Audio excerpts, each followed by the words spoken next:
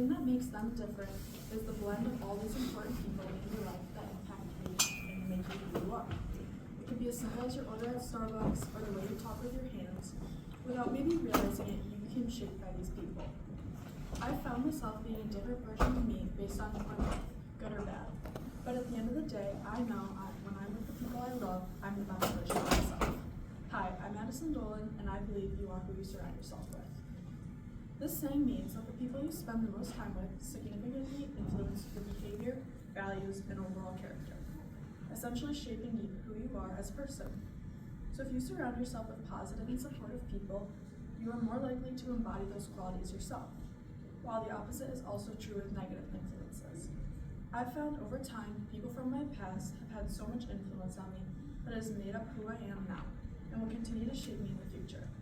I blame people, but I also thank people for the way I've turned out. A saying that has always stuck with me is the past doesn't define you. And while I stand by that, I believe my past has influenced me into the decisions I make today. If you were to ask me my favorite color freshman or even sophomore year, honestly I would have told you black. I would have then come up with all these excuses as to why it was black. Whether it was my favorite color to wear because it goes with everything, or how I couldn't just pick one color. So black felt like the safe option, in a sense comforting. When in reality, black was just the best way I could describe how I felt, and anything but comforting. It didn't help when my best friend at the time's favorite color was also black. You might even say she was the reason it was my favorite color. I say this because she has been the biggest influence on how I choose my friends now. At the time, she felt like the safe option. In the beginning, it's always good. Before I could realize I was starting to lose me, I began to only hang out with her, then slowly I would only talk to people she would. I stopped talking to my old friends, and I became who she wanted me to be. I felt so alone, like she had to be my only friend. It didn't help that people didn't like me all that much because I was just like her, guilty by association. I didn't even realize how bad it had gotten because during the time everything felt normal, until everything changed. All of a sudden she was moving states away, and I was left to pick up the pieces. I finally had realized how I was treated and what I became was nothing I ever wanted to experience again. I began to look for friends who actually cared for me and wanted to see me succeed. I started to hang out with older friends, and I found myself again. I blame her, but I also thank her for making me this way. Throughout my life, though, something that I've had no control over that made me who I am is being an only child. I've always been told I was mature for my age, especially when I was younger. Maybe this was from the independence I had gained over the years, or not having siblings to rely on like my friends did. But being an only child wasn't the only thing I couldn't control. I grew up as a daughter of a New York State trooper. I was always hearing stories of how brave my dad was. He saved lives, he protected those around him, and he was my hero. I grew up with friends wanting to sit in his troop car and hear his stories. I was hearing him give advice on tickets or unfortunate situations someone may have had. On tickets, and in short, outside of the extra strict rules he had for me, in my opinion, life was pretty great with him. Until one day it wasn't the same anymore. It was nothing he personally did, but now because he was a New York State trooper, he wasn't perceived as the hero anymore. People ridiculed him and swore at him, but I couldn't understand where all this hatred came from all of a sudden. I received a lot of rude comments regarding him as well. One particular memory occurred through social media, when I wished fellow police officers a safe return home during a stressful period time. For a lack of better wording, it went viral for all the wrong reasons. I was called some of the worst names, and I was hated, just because my dad was a New York State trooper. I was at a loss for how out of control things were getting within my school, my close friends, and my family. It was at the time I knew something beyond what I could understand was happening. Perhaps I needed to ask tough questions, because at the time, all I could ask was, did I do something? Could I have said something in a different way? I knew my dad was good, but what didn't I know? After everything was starting to come out on social media, I began to understand that not everyone had the same opinion of him. Not everyone had the same opinion of his job. For a while, I tried to fix misconceptions, while I was also educated on other matters. I supported those around me, even when our opinions seemed so different. It had been some time now since the so-called viral issue, and perhaps I have matured, or perhaps I've just grown used to it and don't let the comments affect me as much anymore. After all, it's nothing I can control. Regardless, it's been tough, but an appreciated life lesson. I know who I am, and I respect and appreciate what my father does for a living, and I see the good. At the same time, I see where others may see the bad, had bad experiences, and they have every right to their opinion. I reminisce on this story because it has taught me one of the biggest lessons, and it may not always be the case for everyone with me, but sometimes I just have to realize I'm not going to change someone's mind. I perhaps agree with them, or you know what, that's okay too. These lessons and qualities I have been taught from not only being an only child, but being a daughter of a police officer, have taught me right from wrong and just having to accept that not everyone will always agree. It has also shown me who I want to be, but the people who have had the most impact on me each day are the friends I have now. The thing is, you're going to go through a lot of friends in your life.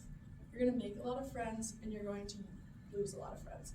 And it's going to take a really long time to find people in this world who match your energy and put the same effort in. And I can happily say I have found those people.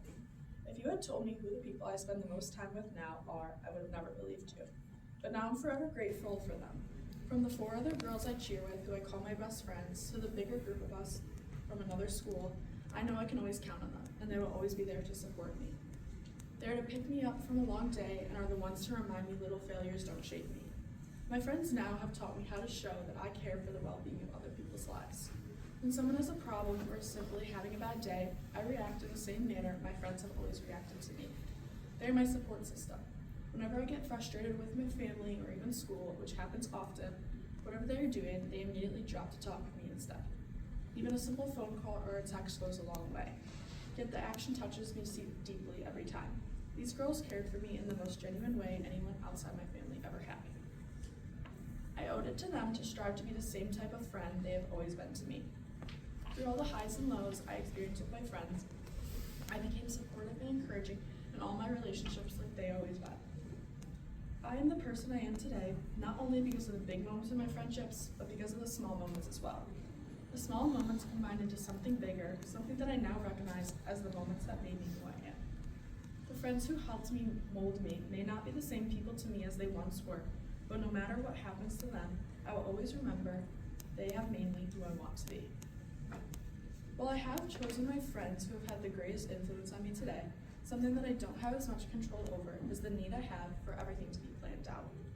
Some might compare it to similar anxious behaviors coming from anxiety, and I know most people, whether they admit it or not, have a little anxiety in them. The type of thing that makes you double check, you lock the door, or the process of college applications making you a little anxious. Now, while I agree with all of these, something that has become more obvious to me is I like to know exactly what's going to happen. Whether it's planning out my day or knowing exactly where I'm going to end up for college, I like structure. The idea of not knowing scares me, as it does with a lot of other people. Some might find it annoying, but for me, it's the way I get through my day. To me, everything has a place, but with all you go through in life, I've come to realize that I can't plan everything out into the last detail. I can't plan for where I'll be in a year, who my friends will still be when I go to college, because everyone, past and present, and everything I've gone through has shaped me into letting go of being a planner, and becoming someone who is easygoing, someone who can be spontaneous, and be okay with surprises. Because you can't plan out what type of mood someone is going to be that day, but mainly you can't plan out your future to every last detail. While I used to wish I could plan out my future because it can seem so scary, I have now come to realize that everyone and everything that has come into my life has led me to this. College always seemed so far away until all of a sudden it wasn't. I had to decide now where I was going to spend the next 4 years of my life. Nobody prepared me for how stressful it was going to be. How am I supposed to know where I wanted to go, let alone what I wanted to do? I started by just applying to colleges my friends always told me they loved. I trusted their opinions, and if they thought I would like them, then I would apply. I decided pretty early on, though, I was okay going to a school in a different state. I'd always been independent, so why would this be any different? Every decision I made that had to do with college was based on something that I surrounded myself with. Whether it was my friends or because of the independence I gained from being an only child, every college had a reason behind it. Another big part that had so much influence over it was my major. I had no idea what field I belonged in. My dream job always switched, whether it was a teacher in kindergarten or an interior designer once I got into middle school. Although one thing stayed consistent. I wanted to help people, whether it was teaching them or designing their dream home. I've always been told I was a people pleaser. I drop anything for the people I cared about. It doesn't matter if I'm having a bad day, I only care about everyone else and I prioritize them. I just want everyone to be happy, so when I finally decided on a major, the choice finally seemed simple. I want to go into psychology and become some form of therapist, whether it was a psychologist or even further a psychiatrist. Psychology is all about people's experience with the unknown, and the unknown is all I've ever So when I didn't know why someone was feeling some way or why they were acting it, I wanted to figure it out. I became the listener. I wanted to understand where people were coming from and why they are the way they are. And just like college, because whatever everyone else had said about me and what I was good at, I chose psychology. My future was decided by everything in the past and the present. It was weird. I wasn't used to not having any idea what my future was going to take. I wanted to have it all planned out, but I couldn't. I had to wait. Everyone and everything I've surrounded myself with has made me who I am and who I want to be.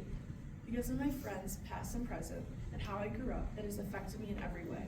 It has shaped how I want my future to look and has created so many opportunities that would have happened. And therefore, these experiences have shaped me and have set the basis of my values and beliefs and what I look for in people. I wouldn't be who I am if it weren't for the things I can't control.